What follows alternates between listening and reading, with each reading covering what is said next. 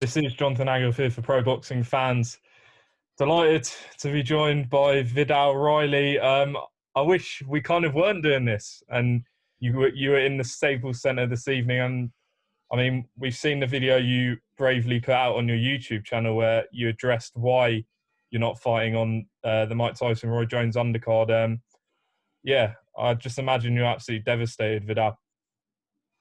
Yeah, it's not, as I said, it's not ideal. I'm an athlete. Athletes want to perform. Athletes want to do the chosen sport that they wish to dive into. And when you're injured, you can't do it. But being an athlete, the byproduct is that you do have injuries. Some injuries are more significant than others. Some are more detrimental than others. And some of them, which is the case with me, are gradual career enders. So they're not, oh no, I fell down, my career is over. But if it's not treated, the length of career that you believe you'll have will be significantly shortened and could hinder you when you're at the highest level of the sport.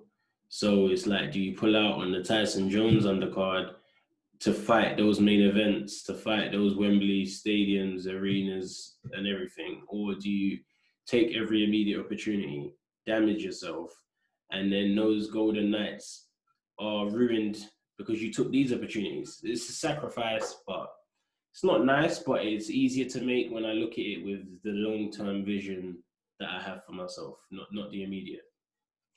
Um, Are you able to just briefly, just for those that haven't seen, sort of, I know you addressed the injury on your YouTube channel, but are you able to briefly explain to those that haven't seen it why you've been forced to pull out? Well, I'll explain it briefly, and if you wish to have the details, then go to my channel and watch it. That's why I brought out the video. But in brief, I have a lower back injury that restricts many of the reflex movements that I make in the ring. So I like to lean back from punches, slip, and I'm very unorthodox, but as long as you get out of the way, it's right. That's kind of how I fight. And with this injury, it forces me to become a more upright boxer with a top guard and someone that's restricting athleticism and movement, which is my two highest attributes. So yeah, those movements, the reflex movements, cause nerve compression in my lower back. Really horrible pain to feel in the ring, and to stop that from happening is going to require rest and some real strategic, tailor-made rehab, which is what I'm going through right now. So yeah, there's obviously more, and you can go to my channel to watch the video. But in summary, that's what's happening right now. It wasn't an easy decision, but the right decision. Yeah. So yeah, from what I've understood, this injury you've been sort of fighting on with it, even in sort of your last fight as well. Mm-hmm. But as you say, it's not a decision you would have taken lightly. And yeah, I mean, in terms of sort of the next step, as you say, what is sort of the next few months sort of looking like for you, and how long do you expect to be sidelined for? Well, I expect to be out of the ring until maybe May. But by end of February, March, I should be announcing my next fight. So even though I'm going to be out of the ring that long, you will hear, and the hype and the pre-fight build-up will all hope to begin by the beginning of March. Okay, that's a lot earlier than I was expecting. Yeah, no, it should, because as I said to you, listen, I've been on it from the moment the injury happened. I've come back to the UK and I've began physio straight away. Like, no, there's no delay and let me have a time to sit down and cry about it. No, we done physio yesterday. Today we have off. Tomorrow we're back at it again. Yoga, stretching, we're working on sleeping patterns, Mm. everything. Like, we're not leaving anything out to rule out my potential of being the best in the world one day. And there's more that goes into an injury than just catering to that injury. There's loads of things that go on around it that play a part in how quick you heal. And we're taking all of those into account, and we're going to make it happen sooner rather than later. I have youth on my side. Obviously, I'm 23 years old, so I can recover from an injury quicker than if I could at 29 or at 30. And these are good things that we have in my favor. And when I get back to the ring, we'll be ready to take over, and we'll be ready to put a beating on someone. Two-part question for you. When did yourself and your team make the decision that you have to, pull out of the fight? And secondly, for those that think, well, it's Mike Tyson, Roy Jones, you can't possibly pull out, just fight on. I haven't seen a lot of that, I'll be honest, but I'm sure there are some people thinking that. Just explain sort of how detrimental this could be for your career if you were to just continue fighting on with injury. Well, the decision to pull out was made in fight week, entering fight week. I was struggling with the injury for weeks in camp, 4 weeks, 5 weeks. I had other injuries I was dealing with in the camp as well. They're just things that I would have competed with. Those are just things that I would have continued past anyway, because as a boxer, it happens. You don't get into a ring 100%, but when someone's throwing 3-4 punch combinations and you're used to going slip, roll, and now you're guarding because you're trying to protect and avoid pain, you can't fight. The guy that I'm fighting, Rashad Coulter, this kind of links into the second part of your question about people saying, what an undercard, how could you pull out, Obviously, that goes through my mind. Roy Jones is my favorite fighter. I never, ever in my life thought I'd be on the same show as him. And you really think that if I was fit to fight, I'd just give up the opportunity of fighting on the same card as my favorite fighter? Like, people really need to use their brain. People say, oh, it's because it's a step up in opponent for him, he's bottled it. Like, those people are clearly not familiar with my history. Because if they were, it wouldn't even cross your brain to say something so ridiculous like that. I can't even get offended because it's so stupid. If something's so far-fetched and stupid, I can't even take it seriously. But these are things that people have said and I've seen. But I value my career the most. Does Mike Tyson care about Viddal Riley when he goes to bed? No. Does Roy Jones care? No. Is Triller going to care? No. I'm the one with the injury. So I have to make the decision to not compete. Because if everyone has their best interests at heart, as they do, they would tell me to fight. But my team, my family, myself, they're going to make the decision that's best for Viddal, not best for the event and what makes them look good. So letting those guys down, it comes with the decision. It's not ideal, but I understand in pro boxing, and I understand it more and more every month, every week, every year. It's about you, and you have to be selfish. It's about you. Yeah. No one else. And so when I made this decision, I made it because it's the best decision for me, not for anybody else. Yeah. I mean, for those that obviously don't know, you're obviously a big member of the Team GB, captain. Of course, though, you stacked amateur career. And as you say, the one thing I remember you telling me when we first did an interview in Vegas about, talking about Jake Paul and KSI, and you said that you don't want to be involved too heavily in that because at the end of the day, you're a professional boxer with a huge amateur career and you want to fulfill that. So, you've got to think long term, I'm guessing. Yeah, I'm thinking long term. I didn't turn pro to have a couple fights just to say I've been pro. I didn't turn pro just to take any fight that has a bit of money attached to it. I didn't turn pro as a guy that's destined to fail. So why would I treat my career that way? Why would I treat my career like one of those guys when I'm not? I turned pro to reach the top of the sport, to get paid extremely well, leave with my brain cells intact, to then dive into the other talents that I have. I didn't turn pro to scrape the bottom of any barrel. I put myself in a position in life where I have the advantage position, where I can make these decisions because I'm in a position to do so. And what's the point in working so hard to get to where I am in life to not even use it? You need to. You need to. And I decided to use what I've built, to take the time out of the ring, matching with my responsibilities in life. I can afford to do that. I understand life could be different, and I might have to risk my career because I don't know what else to do next, and I have nothing else to do, and the fighting's the only thing I've got left.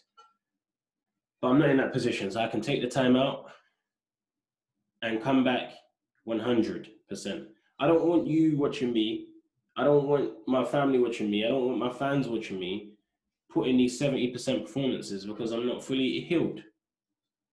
I want to be able to go in there, give you something to brag about, give my family something to brag about, give myself something to give myself a pat on the back about, and be like, this is a devastating performance. This is what people are expecting to see from the future of the cruiserweight division. Not these points victories that are dominating, but they're not eye-catching. I don't want to have a ton of those. It's a business. I need to prove to you guys why I'm someone to be excited about, besides my social media following. So by taking this time out, working on myself, I can return to giving you guys those performances. You said clearly on social media you want the winner of the fight you were meant to be in, Rashad Coulter or Hasim Rahman Jr. Is that the next fight for you regardless? Either one of them, I'll fight. Hasim Rahman isn't fighting anymore because he got diagnosed with COVID. He's off the card? Yeah, he's not. That happened last night. Right. So, first and foremost, we wish him well because we understand that's not a joke. And I'm sure he will be thinking about that more than the fight now. But I'll still fight either one of them. When he's recovered, I'll fight Hasim Rahman. When I'm recovered, if Rashad still wants to fight, which he has openly said on Twitter that he'd fight me, he's willing to travel to the UK to fight me, then I'll fight him. I don't care about it. Like that level of opponent for me, I'm more than capable of beating those people. Am I going to take them for granted and say that I'm going to fight you injured? No, because I don't disrespect the sport. But Viddal Riley, near enough 100%, is world championship level, hands down. So why would I not fight one of these guys next? Of course I would. So I stick by that. I respect Rashad Coulter. He's a very respectful guy. And I respect him. I rate him for that. But same way I would clear him out if we fight. Because that's just what needs to happen as part of my journey. Just moving away from the injury, I know we're just pressed for time, so just a couple more. Reflecting on the whole experience, regardless of not being able to fight, you went out there, you met Mike Tyson, you spent a day with him, went to the wild card. If you can just sum up the experience, even though unfortunately you're unable to fight, how would you sum up just being able to be in the company of Mike Tyson, which wouldn't have happened if you weren't, set to be on the card? That's one of the upsides, one of the positives of being associated with the event, was having the opportunity to actually meet Mike and get some wisdom of him. And Mike Tyson's a different person to everybody. But the Mike that I know was an older man who's wise. He gave me some advice. He took some time out of his day when I'm obviously nobody to Mike Tyson. He took some time out of his day because he respected who I was there with and what they said about me. And he took some time to guide me and give me a few pointers. When he was my age, he was on top of the world at 23 years old. He was on top of the world, and obviously things didn't go smooth from that point onwards. But he knows how it feels to be my age and be in sport and be further than where I am, miles ahead of where I am. So it's only right I listen to him and take in some advice. I've met Ray Jones a couple of times as well, which is great. And I'm blessed to have met these legends of the sport. And yeah, it's just a learning experience. Mm. If I can just ask you your opinion on a couple of fights, because you watch the game, you study it. What's your opinion on tonight's fight with Dubois and Joyce? Dubois and Joyce, great fight. A lot of people forget that they've sparred tons of rounds. Like, these guys are very familiar with each other. This isn't a new fight like that. This is guys that are very familiar with each other. I know Joyce, I understand Joyce was sparring AJ recently. AJ is a better version of Daniel. So in terms of what he's prepping against is ideal. Similar style, big, good jab, good fundamentals. AJ is a better Daniel. So if you're looking at the camp, if he can take the camp and most recent experience he's had and say, you know what, I've been sparring with a better version of you anyway, and he can take that attitude into the ring, Joyce is going to win. Still going to get hurt, but he'll win late in the fight, if not a definitive points victory. On the flip side, if he cannot do the juggernaut stuff that he normally does by walking through punches, he gets cleared out within 4 rounds. He doesn't have the best defense. He's proven that most punches don't actually hurt him. If he can do that same thing today that he always does, he wins the fight. If today he gets hit and actually starts shaking, then yeah, we're looking at a very short job for Daniel, and he wins within 4. So it's a points victory for Joyce or knockout within 4 rounds for Daniel. Viddal, I'll leave it there for today. Just give a message to the fans. Good to hear that you're looking to be on the mend and be out in April. I thought it was going to be longer before I spoke to you, so that's great news. Youth is on my side. Is on my side. Just tell a message to the fans, because I saw some of the comments on your video. A lot of support for you. Yeah, I'm sure you must appreciate that dearly. Yeah, listen, I appreciate all of my true supporters. I know there's people that follow me to see me fail. I know there's people that follow me because they think they're going to get an update on what KSI is doing. But for all the people that truly follow me for me and want to see me do well in my career, I appreciate you all. I made this decision for us to have a better story to tell in long term rather than the short term. For everyone that's supporting me now, when I can give back to you guys with the performances and the hype, then I will. And I will deliver to my absolute full capacity for those that support me. And I always see the ones that are sending actual meaningful messages. And I'll be back. I appreciate you all, and we'll continue the journey. And you'll get back to the gym in the UK as soon as you can? Yeah, I'll get back to the gym in the UK once rules and guidelines permit us to do so. But still won't be doing anything crazy. That's all just rehab and very tedious, not as exciting and as action-packed as training for a fight, but I won't be training for many more fights if I don't do these things. So we need to tackle everything step by step. And the step right now is rehab. Are you going to be watching the Tyson-Jones card tonight?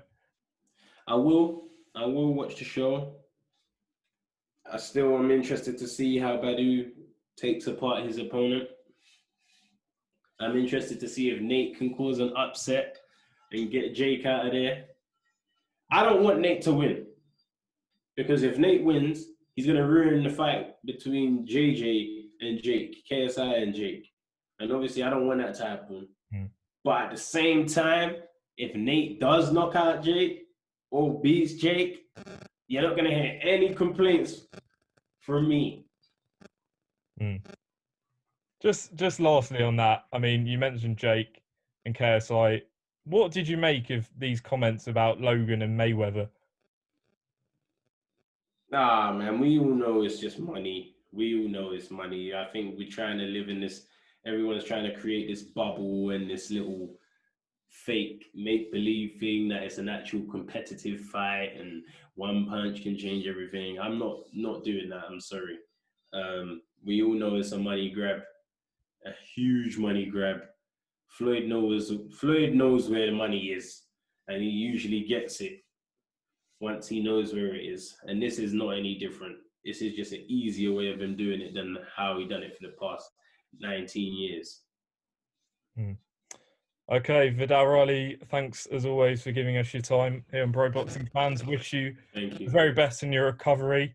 Thank you very much. And we'll hopefully see you back in the ring and at your best once you've made your recovery. All in due time, but you definitely see me back in the ring, and you'll see me looking dangerous, looking more dangerous. Look forward to it. All right, man. Thanks, Viddal. Take care. Thank you, bro. Appreciate you. Thank you.